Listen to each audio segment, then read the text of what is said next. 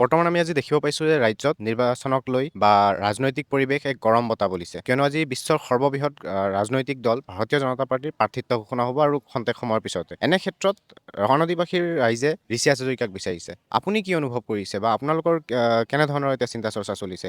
আপোনালোকে কি বাৰ্তা প্ৰেৰণ কৰিব বিচাৰে ভাৰতীয় জনতা পাৰ্টীক? আমি প্ৰদেশ কমিটিলৈ এটাই বাৰ্তা পঠিয়াব বিচাৰোঁ যে ৰঙানদী সমষ্টিত ভাৰতীয় জনতা পাৰ্টীৰ বলিষ্ঠ নেতা হিচাপে আছে ঋষিৰাজ হাজৰিকা আৰু আমাৰ ৰঙানদীবাসীৰ সকলোৰে আমাৰ এটাই আশা যে ঋষিৰাজ হাজৰিকাদেৱে ভাৰতীয় জনতা পাৰ্টীৰ পৰা ৰঙানদী সমষ্টিৰ পৰা টিকেট লাভ কৰিব আৰু তেওঁক বহুতো প্ৰবল ভোটত জিকাই নিয়াৰ দায়িত্ব আমি ভাৰতীয় জনতা পাৰ্টীৰ ৰঙানদীবাসীয়ে লৈছোঁ। এই ক্ষেত্ৰত আমাক সকলোৱে সহায় সহযোগিতা আগবঢ়াব আৰু ঋষিৰাজ হাজৰিকা জিকাটো আমি 100% খাটাং বুলি আমি জানো।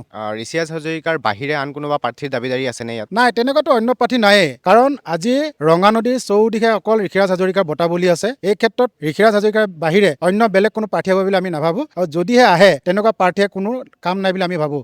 কিয়নো আজি ৰঙানদীৰ চৌদিশে কেৱল ঋষিৰাজ হাজৰিকাৰ বঁটা বলি আছে। আমি ৰঙানদী গাঁৱে ভূঞে চুকে কাণে য'তেই যাওক আপোনালোকে নিজেও দেখা পাব কেৱল ঋষিৰাজ হাজৰিকা। সেয়েহে আমি ভাবোঁ ৰঙানদী সমষ্টিত ঋষিৰাজ হাজৰিকাই প্ৰাৰ্থিত্ব লাভ কৰিব আৰু প্ৰাৰ্থিত্ব লাভ কৰি যেতিয়া তেওঁ আহিব আৰু এই ৰঙানদী সমষ্টিৰ পৰা তেওঁ জয়ী হোৱাটো আমি নিশ্চিতভাৱে খাটাং হিচাপে আমি জানো।